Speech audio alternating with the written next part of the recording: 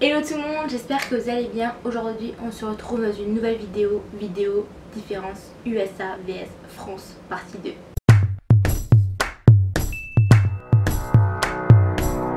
Aujourd'hui je reviens avec 10 différences que j'ai constatées ici aux États-Unis. Ça fait bientôt 10 mois que je suis ici et j'ai encore constaté plein de différences. La première différence, c'est que ici aux États-Unis on peut dépasser par la droite ou par la gauche. En fait, tout dépend de celui qui va le plus vite. Si par exemple vous avez 3 lignes, celui de la première ligne va plus vite que celui de la ligne du milieu, il peut la dépasser et du coup celui de la ligne du milieu devra attendre pour dépasser lui à son tour. Et en fait c'est comme ça pour chacune des lignes. En fait il faut faire attention à qui va le plus vite et le laisser passer et après nous seulement doubler soit à droite soit à gauche. Ensuite dans quasiment toutes les cuisines américaines on va retrouver un incinérateur dans les éviers. C'est-à-dire qu'en fait on peut mettre des morceaux de salade, des morceaux de tomates, enfin un peu tout dans l'évier ici. Parce qu'en fait il y a un broyeur. Donc en fait on a juste un petit bouton des fois quand ça bloque, où ça va broyer. Et voilà, on n'a pas besoin de mettre exprès dans la poubelle comme chez nous en France. Ou alors de retirer, vous savez, le petit truc des éviers et après le jeter dans la poubelle. Ici pas besoin, il n'y en a même pas d'ailleurs. Il y a tout de suite le trou du broyeur et voilà. Troisième fait, il n'y a pas de volet. C'est-à-dire que ici les chambres, les volets ça va être des petits stores. Et moi dans ma chambre je n'ai même pas de volet parce qu'en fait j'ai un brise-vue en fait juste à 1 mètre de ma fenêtre. Du coup j'ai même pas de volet et j'ai quasiment pas de lumière dans ma chambre. Quatrième fait, c'est très rare de voir quelqu'un fumer. Depuis que je suis ici je n'ai même pas vu je crois quelqu'un fumer à l'extérieur, même à l'intérieur. Parce qu'à ce qui paraît, c'est ce que ma housemate m'a dit, maintenant la cigarette ici c'est plus pour les basses classes sociales. C'est-à-dire que c'est plus hype, c'est plus à la mode, genre c'est vraiment pour ceux qui... pour les basses classes sociales, donc bon.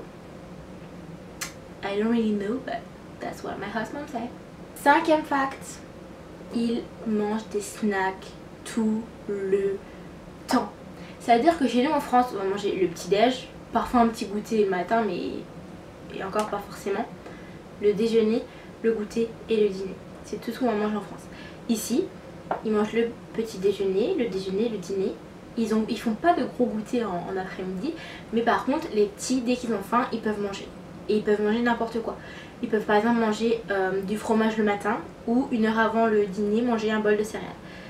Franchement, il n'y a pas de règle au niveau de ça ici.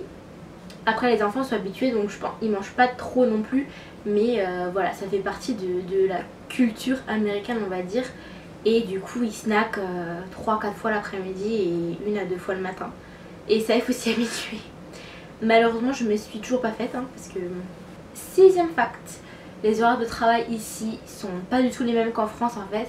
C'est à dire qu'ici ils vont commencer vers 7h le matin, 6-7h le matin et finir vers 16-17h le soir, manger à 18h30 et après aller en soirée à 19h-20h. Parce que en fait ici les boîtes de nuit ferment maximum à 2h du matin. C'est-à-dire qu'il n'y a aucune boîte de nuit ouverte après 2h du matin.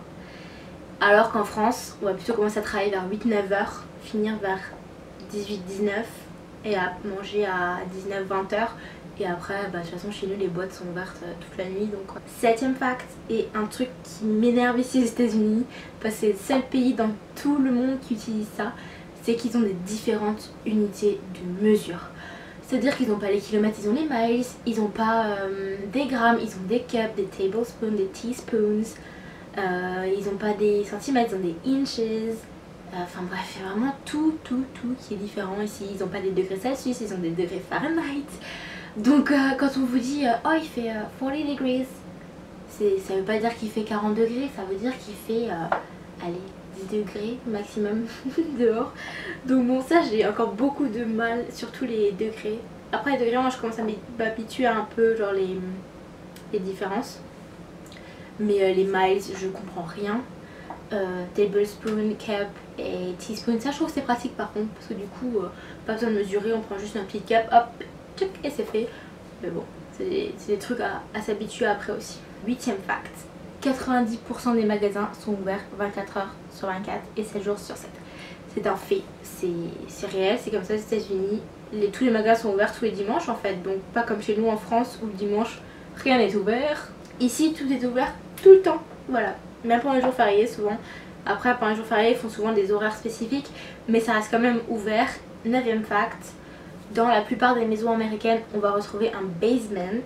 Donc un basement c'est un sous-sol aménagé, c'est à dire qu'on va avoir une salle de jeu, un deuxième salon, la buanderie, une chambre avec une salle de bain. C'est généralement là où la chambre de l'au-pair est, comme moi. Donc ma chambre est au basement, j'ai ma salle de bain. Ici on a la buanderie, on a la salle de jeu avec un autre salon aussi en bas. Et franchement, quand vous êtes au pair, c'est le meilleur endroit pour que votre chambre soit. Souvent dans les maisons américaines il y a 3 étages, donc moi j'ai 3 étages. J'ai le basement, le main floor avec cuisine, salon, salle à manger et un toilette. Et le niveau où il y a les chambres et la salle de bain des hosts. Donc moi mes hosts dorment ici, tout en haut. Ma petite dort ici et moi je dors tout en bas. Donc je suis vraiment à l'opposé de mes hosts pour dormir et c'est trop bien. Parce que les week-ends on peut faire la grasse mat un minimum. Quand votre petite ne descend pas à 10h30 dans la salle de jeu en chantant la Reine des Neiges. Voilà, parce qu'il faut savoir aussi, c'est pas isolé en fait. Les portes, il y a ça d'espace en dessous, ça d'espace à côté, ça d'espace en haut. Enfin bon, voilà, c'est juste une porte pour dire qu'il y a une porte, mais ça sert à rien quand on entend tout. Et le dernier fact que je pense, je ne sais pas si beaucoup de personnes le savent, je pense quand même, mais ici la majorité c'est 21 ans. C'est-à-dire qu'on ne peut pas acheter d'alcool et boire de l'alcool avant 21 ans.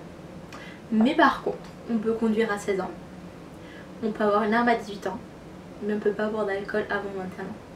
Et justement quand on va dans des bars, dans des clubs etc, ils demandent toujours les ID, donc les cartes d'identité ou passeport, pour vérifier que vous avez bien 21 ans. Sinon vous ne rentrez pas dans les bars justement. Et quand vous êtes même au restaurant et tout, ils vous demandent votre ID même si vous avez 40 ans. Ils vous le demandent quand même pour être bien sûr que vous avez 21 ans. Voilà la petite histoire. J'espère que cette vidéo vous a plu, c'était une vidéo un peu courte mais ça fait pas de mal de temps en temps parce que souvent je fais des vidéos assez longues et je crois que les prochaines vidéos vont être un peu plus longues que celle-là. Donc soyez prêts. Maintenant je vais sortir une vidéo toutes les 2 semaines, comme ça laisse un peu le temps aux vidéos de sortir et tout, que tout le monde puisse les voir. Et à moi en même temps de trouver d'autres idées pour mes autres vidéos. Donc sur ce je vous fais de gros bisous, n'hésitez pas à liker, commenter et partager surtout.